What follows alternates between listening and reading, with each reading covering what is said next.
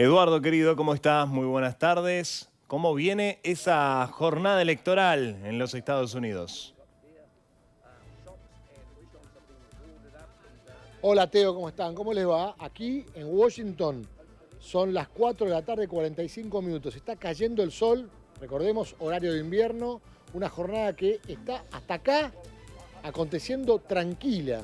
La gente pasea, los turistas siguen rodeando y dando vueltas a esa Casa Blanca que está detrás mío, con mucha expectativa y con novedades interesantes, porque ayer les decía, ¿te acordás? En la previa cuando hablábamos de los electores de Arizona, de Wisconsin, qué Sí. pasaba en Michigan, cómo podía revertir o no Trump lo que le pasó en 2020 respecto de Biden, esas diferencias de 13.000 votos y monedas en Georgia, muy exiguas para un estado que da 16 electores, lo que le había pasado en Arizona, donde perdió por 10.000 votos y se llevaría, revirtiéndolo, 11 electores, Wisconsin con también 10 electores y una diferencia de 20.000 votos, o sea, en todos los lugares hablábamos de menos de 30.000 votos para revertir una historia, porque si Trump logra ganar esos estados pendulares, gana la elección. Pero, ¿qué va a pasar con Pensilvania y esos 19 electores que da? Allí, recordemos, había perdido Trump por 80.000 votos en 2020. Esto lo digo teniendo en cuenta el panorama que se viene. Dentro de un rato, Sí. dentro de 1 hora y cuarto, van a cerrar los comicios en la primera franja este de Estados Unidos, que tiene 4 usos horarios, y a las 6 de la tarde, igual que en la Argentina, se irá cerrando, pero en los diferentes lugares del país que tienen, por supuesto que, acá hay una curiosidad, en Miami, por ejemplo, cierran antes que en Tallahassee, o mejor dicho, que en Pensacola, Claro. que tiene otro uso horario en la Florida. En el mismo estado hay 2 usos horarios diferentes. En Pensacola y cerca del límite, ¿no? con Alabama, por ejemplo, Luisiana, Alabama, y más para allá, lo que tiene que ver con el medio este de Estados Unidos. Entonces, dentro de 1 hora y cuarto, Teo, se viene el cierre. Se van a empezar a contar los votos que llegaron a los centros de votación del este de Estados Unidos. Esto incluye a Nueva York, a Maine, a Massachusetts y a tantos estados más. Y los que votaron hoy, que se estiman en todo el país son unos 110 millones de americanos, más los 80 que habían votado, quieren llegar a 190 millones de votos. Hay a esta hora, y lo digo en otro tono, ya boca de urna que hablan de un claro, repito, y lo digo claramente, de un claro ganador de esta elección. Ok. Muy buenas tardes, Eduardo. Zuleika Sánchez te saluda de este lado. Mi consulta va referente a la seguridad. Vemos que se ve una jornada muy tranquila allí en la ciudad de Washington. No solamente en esta ciudad, sino que también en otras. Se ve un panorama tranquilo en cuanto a la ciudadanía, a las calles de esta ciudad. Pero, ¿cómo es el despliegue de autoridades? Ayer se había informado que, por ejemplo, el FBI iba a desplegar autoridades para proteger la previa y, por supuesto, el post de esta jornada de elecciones. ¿Cómo tú ves ahí? ¿Ves autoridad presente en ese sector donde está, alrededor de la Casa Blanca, en las calles, en los centros de votaciones? ¿Cómo está el panorama? ¿Cómo estás? Te saludo. Sí, mirá, aquí detrás, justo a mi izquierda, sería a la derecha de la cámara, de la pantalla, está uno de los centros. Vamos a hacer un paneo para que puedan ver un poquito qué pasa. Estamos en el lado sur de la Casa Blanca. Yo estoy mirando ahora hacia el Obelisco y hacia el Lincoln Memorial, para los que conocen Washington. Bueno, ahí tenemos un checkpoint, un security checkpoint donde ingresan los vehículos, y hay un vallado intermedio que no está siempre. Esa primera valla que vemos acá separa de la verdadera reja original que lleva a los jardines de la Casa Blanca, que están ahí detrás. Vemos la Casa Blanca, que tiene un sistema. Allá está el Salón Oval, ahí está la oficina de Joe Biden, que ahora se empiezan a ver, se prenden las luces de las arañas históricas de ese salón, también por supuesto histórico. Recordemos que la Casa Blanca, una casa de la democracia norteamericana, donde, como dicen ellos, The Office, la oficina, es de 1790, casi a la par de la fundación de Estados Unidos, de 1776, la independencia norteamericana.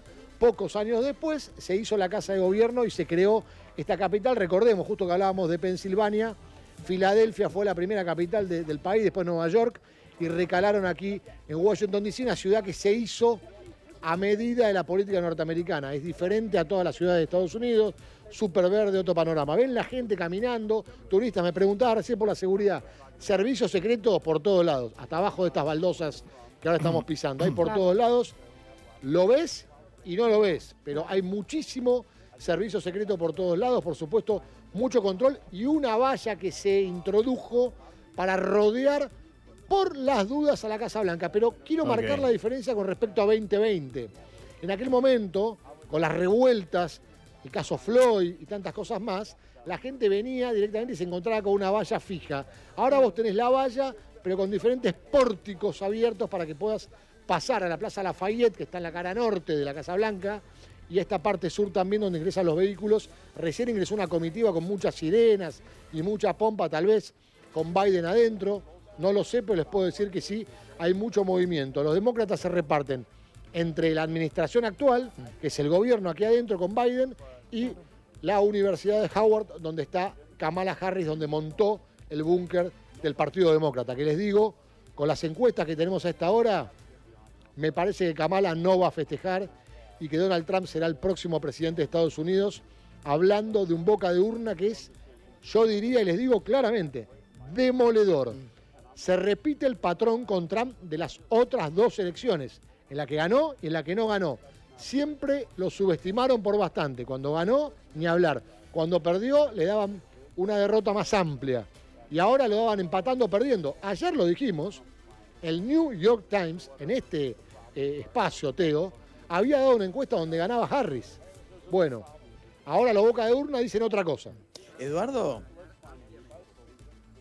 ¿qué tal? ¿Cómo estás?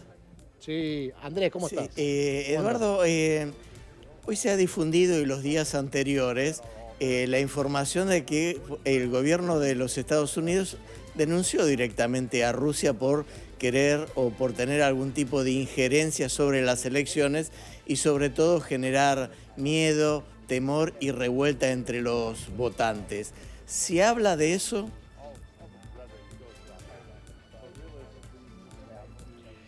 Yo creo que, mirá, esto es interesante, una jugada rara, ¿no? El día de la elección, pero ya había pasado en 2016, sí. ¿Te acordás?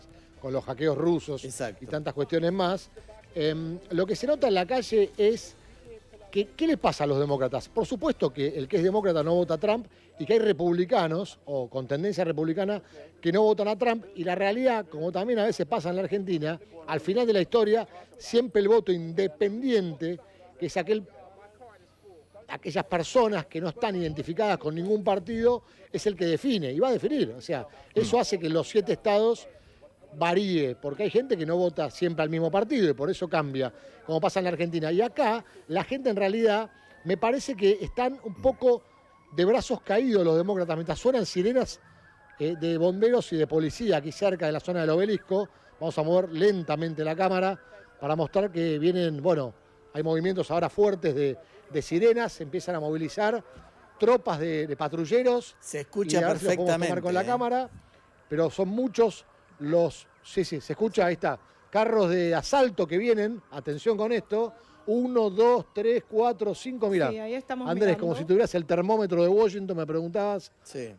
Por la tensión en Washington y están pasando ahora por lo menos 6 carros de asalto, también ambulancias. Atención, bueno, si no es por algún tema particular que está pasando en el lado norte de la Casa Blanca, yo les explico a los que, para que entiendan, estamos en la cara sur, por eso ahí atrás está la oficina de Biden y detrás de la cámara está el Obelisco. Les decía, hay movimiento de seguridad permanentemente, hay mucha precaución. Algunos locales fueron tapiados para evitar destrozos.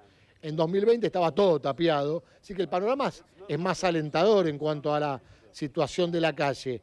Pero te decía que los demócratas están un poco desanimados porque sienten que fue muy malo lo de Biden estos 4 años. No escuchás a nadie que diga fue buena la administración. Algunos te dicen lo que vemos nosotros, que por ahí desde Argentina tenés otra visión de las cosas. No va a cambiar nada, te dicen. Al final no cambió nada antes, no cambia nada ahora. Pero yo creo que en la política global, vos hablabas de Rusia, sí puede cambiar mucho. Sí. Ojalá que sea para bien, gane quien gane. Porque estamos en un mundo en guerra y ahí sí Trump se muestra como él, por lo menos dice, yo soy el pacificador y voy a terminar con la guerra en Ucrania y con la guerra en Medio Oriente. No, y además- Veremos después. Ahora, la gente acá, el demócrata, el que no quiere a Trump, en realidad, perdón, el que no quiere a Trump, lo que le pasa es que está un poco desanimado, porque este gobierno fue malo, en lo económico, ¿no? Bien, han salido incluso con respecto a eso diversas encuestas en donde la pregunta era muy concisa. La consultora Gallup ha hecho una encuesta al respecto y la pregunta era muy precisa y era: ¿estás mejor o peor que hace 4 años? Y ahí era donde quizás los demócratas en este momento, lidiando con la situación económica. A ver, no se puede dejar de lado tampoco la pandemia, no se pueden dejar de lado un montón de factores que han influido, la guerra también, tal como lo mencionabas vos, pero indudablemente hay una pata económica en donde a los demócratas les está costando zanjar ese debate. Ahora, también hay una realidad, Edu, en este contexto en donde vemos que cada candidato está convocando a sus votantes de forma, lo decía recién Andrés Klipan con Gustavo Mura, prácticamente desesperada para que vayan a las urnas. Trump yendo con los jóvenes, donde tiene mucha, pero mucha afinidad, y quizás Kamala Harris yendo más con las mujeres. Ahora, lo que se ve es indudablemente una contienda electoral muy reñida en donde quizás los demócratas se aferran con todo lo que puede a las mayores deficiencias de Trump. Tal puede ser la cuestión de género e incluso la vehemencia que se le ha visto por sobre todas las cosas, y me llamó mucho la atención en lo que fue el lapso final de la campaña. Sí, temas que son importantes. El aborto, te agrego, el aborto, que recordemos que en muchos estados es legal abortar. Vos podés estar en un estado que no es legal y decir, bueno, quiero tener un aborto legal, te cruzás de estado y punto. Hoy se está votando incluso en algunos estados. Sin embargo, como reavivaron la llama. Claro, y te recuerdo algo que no tuvimos tiempo de desmenuzar acá, es muy interesante.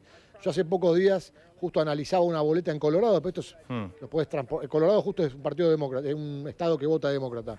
Pero vos en la boleta elegís fiscales, si siguen o no los fiscales en su cargo, en tu estado, ¿no? En tu provincia, elegís si sigue o no tal juez, evaluás a ese juez votando en la elección, es una muy amplia. Hay enmiendas de todo tipo para modificar o no impuestos. Es decir, en ese sentido es una clase de democracia, la elección. Es decir, muchas de las cosas que después votan los congresos en la Argentina, los consejos deliberantes en los condados, en los municipios en Argentina, acá las vota la gente. Cada 2 años o cada 4 años tiene la posibilidad de modificar impuestos la gente en la elección. Está pasando acá detrás los bomberos y un de policía, mirá, justo, Emergency Service pasó por acá atrás, un carro de asalto ingresando, ahí sí, ya entraron a lo que es la Casa Blanca. Están acá, de aquel lado de la valla, en una calle que los lleva directamente a ingresar a la Casa Blanca. Y te decía, en la boleta vos tenés un montón de posibilidades, más allá de votar presidente y vice. En algunos estados se eligen senadores, en todos se eligen representantes, que son los diputados. Recordemos que el sistema argentino es muy parecido, está copiado prácticamente del de Estados Unidos. Hay Cámara de Representantes, que para nosotros son los diputados, y de senadores igual que en Argentina. Y se elige presidente y vice cada 4 años y se puede reelegir una vez. El caso de Trump, que no reeligió y vuelve prácticamente inédito. Pero bueno, vuelve a presentarse, veremos si gana. Acá lo que dan los bocas de urna, te digo, en estados como Michigan, como Wisconsin, sobre todo Pensilvania, que da 19 electores, en Arizona, que te decía, Nevada, y también en Georgia. Estoy hablando de los 7 estados que definen qué pasa. Están por ahora, si no están para Trump, están ahí. Okay. Wisconsin daba 2 puntos de diferencia, nada más. Pero Wisconsin era un estado, recuerden, donde había perdido por 20.000 votos. Y en Michigan, voy a repasar Michigan, había perdido por 150.000. Era la derrota más amplia de Trump en los swing states, ¿no? Edu, muchísimas gracias por este contacto. En cualquier momento vamos a volver con ustedes en esta cobertura exclusiva que está haciendo Canal 26. Te agradecemos nuevamente y cualquier cosa tenés prioridad también. Ok, aquí estamos. Dentro de 1 hora se cierran los comicios en el este de Estados Unidos y se empiezan a contar los votos de verdad. Un abrazo. Hasta luego.